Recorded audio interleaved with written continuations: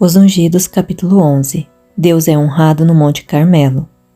Na apresentação de Acabe, Elias ordenou: Agora convoque todo o povo de Israel para encontrar-se comigo no Monte Carmelo, e traga os 450 profetas de Baal e os 400 profetas de Aserá, que comem à mesa de Jezabel. 1 Reis, capítulo 18, verso 19.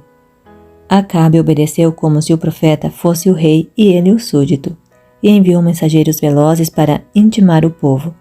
Em cada cidade e vila, o povo se preparou para se reunir no dia e hora marcados. Ao se dirigirem para o local, um medo estranho incomodava o coração de muitos. Por que tinham sido intimados a se reunir no Carmelo?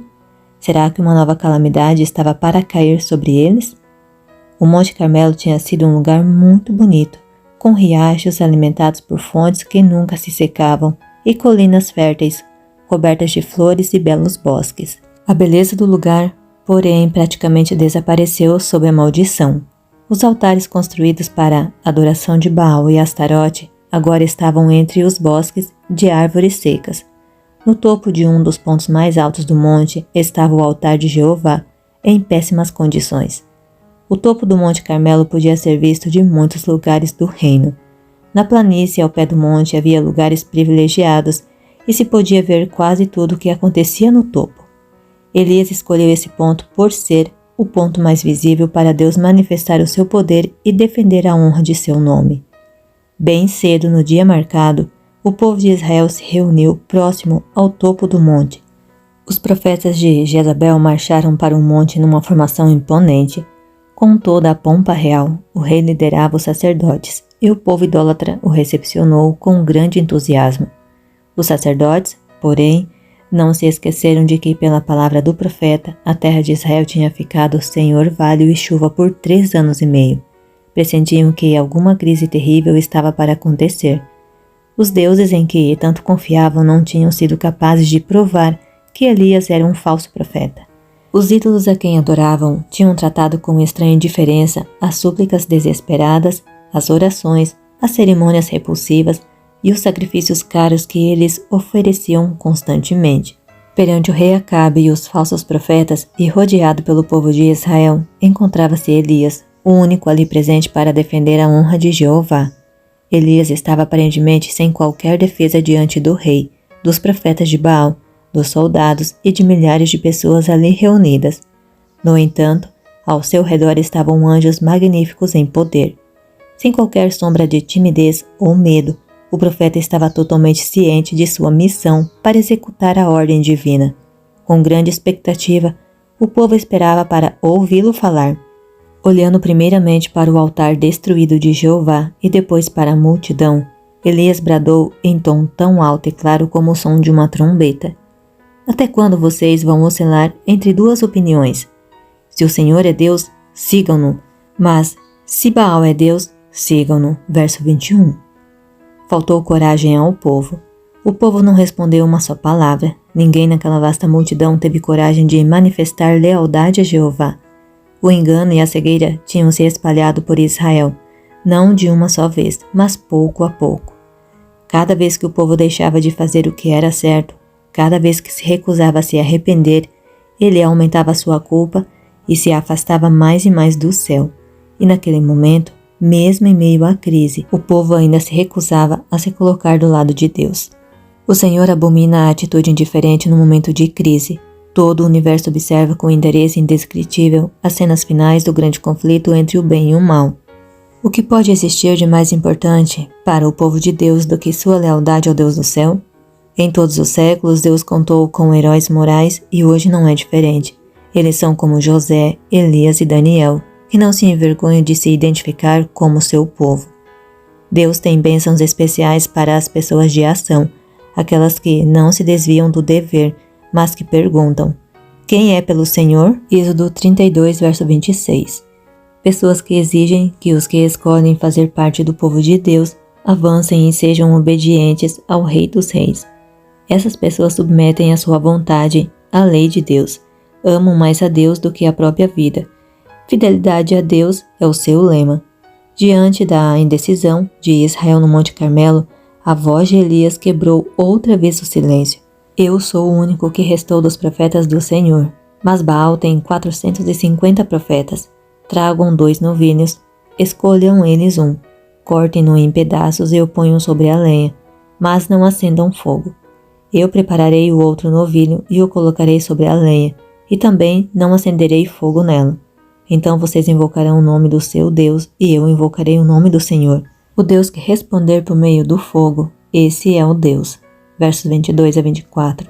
A proposta de Elias foi tão coerente que o povo concordou dizendo: o que você disse é bom. Os profetas de Baal não ousaram discordar. Elias ordenou: escolham um dos novilhos e preparem-no primeiro, visto que vocês são tantos. Versos 24 e 25. O coração culpado dos falsos profetas se encheu de temor, mas mesmo assim eles prepararam o altar e o colocaram sobre a lenha e o sacrifício. Em seguida deram início aos rituais pagãos. Os gritos estridentes ecoavam pelas florestas e colinas. Ó Baal, responde-nos! Verso 26. Com saltos, contorções e gritos, os falsos sacerdotes arrancavam os cabelos, cortavam-se e suplicavam a ajuda do seu Deus. Passou-se a manhã, já era quase meio-dia e não havia sinal qualquer de resposta para aquelas orações desesperadas. O sacrifício ainda não tinha sido queimado. Enquanto davam continuidade àquele culto insano, os astutos sacerdotes insistiam em encontrar um jeito de acender o fogo sobre o altar.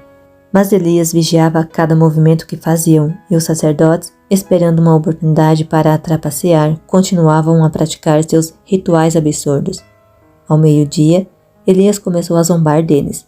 Gritem mais alto, dizia, já que ele é um deus. Quem sabe ele está meditando, ou ocupado, ou viajando.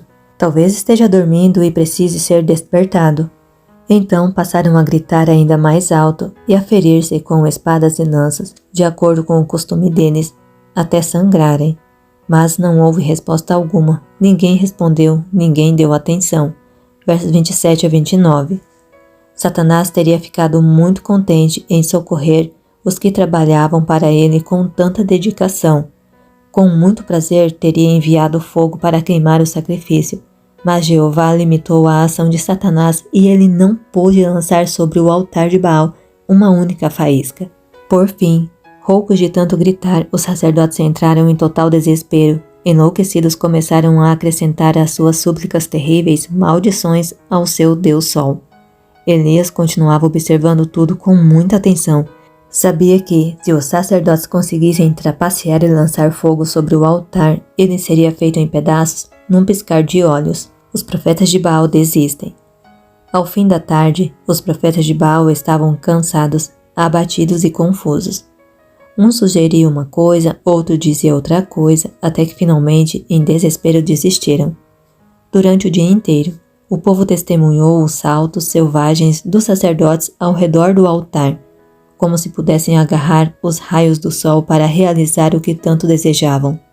Ficaram horrorizados ao vê-los se cortando e tiveram a oportunidade de refletir sobre a loucura da adoração de ídolos. Muitos já estavam fartos daquelas exibições demoníacas e aguardavam com grande interesse para ver o que Elias faria. Estava na hora do sacrifício da tarde, e Elias convidou o povo. Aproximem-se de mim, verso 30.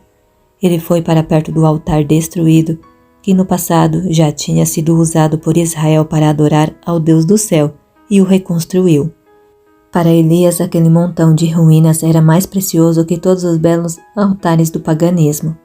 Escolhendo 12 pedras, uma para cada tribo dos descendentes de Jacó, construiu um altar em honra ao nome do Senhor. Versos 31 e 32. Decepcionados e exaustos, os sacerdotes de Baal esperaram para ver o que Elias iria fazer. Eles ficaram com muito ódio do profeta, porque ele propôs uma prova que expôs as fraquezas de seus deuses. Por outro lado, estavam com muito medo de seu poder. Quase sem conseguir respirar direito de tanta ansiedade, o povo observava tudo. A atitude calma do profeta estava em contraste gritante com a agitação e a loucura dos seguidores de Baal. Assim que acabou de reconstruir o altar, o profeta abriu uma valeta ao redor dele, organizou a lenha, preparou o bezerro e então colocou o sacrifício sobre o altar.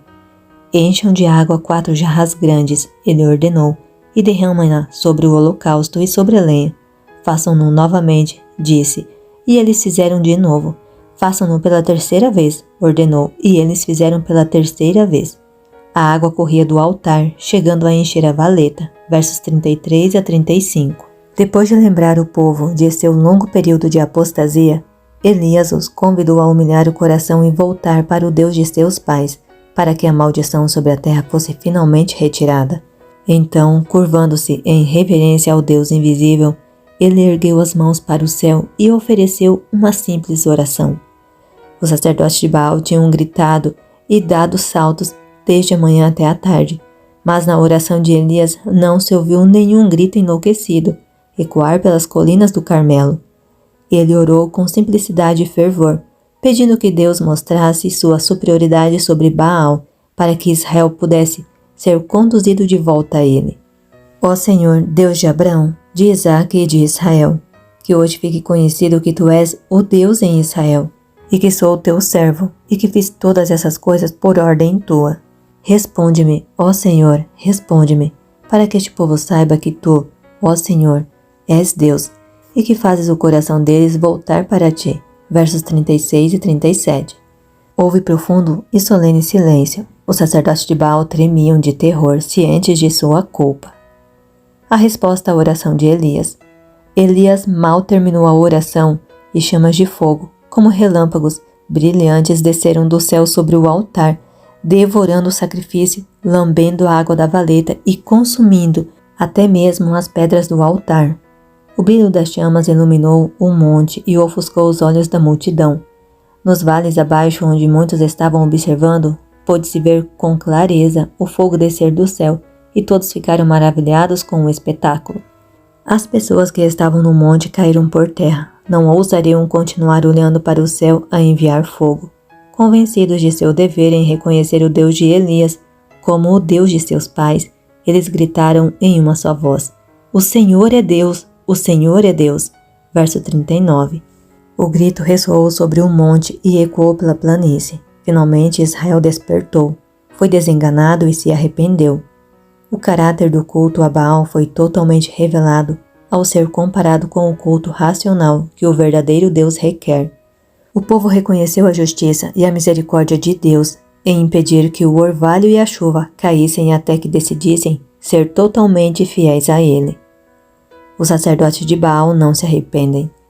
Mesmo com a derrota e na presença da glória divina, os sacerdotes de Baal se recusaram a se arrepender. Eles preferiram continuar sendo profetas de Baal. Com isso, mostraram estar prontos para a destruição. Para proteger o arrependido Israel daqueles que lhe ensinaram a adoração a Baal, o Senhor ordenou que Elias destruísse os falsos profetas. O povo ali sentia por eles muita raiva, e quando Elias ordenou: "Prendam os profetas de Baal, não deixem nenhum escapar", verso 40, estavam prontos para obedecer. Eles levaram os sacerdotes para o ribeiro de Quizon, e ali, antes de terminar o dia que marcou o início de uma decidida reforma, os sacerdotes de Baal foram mortos. Deus abençoe você e toda a sua família.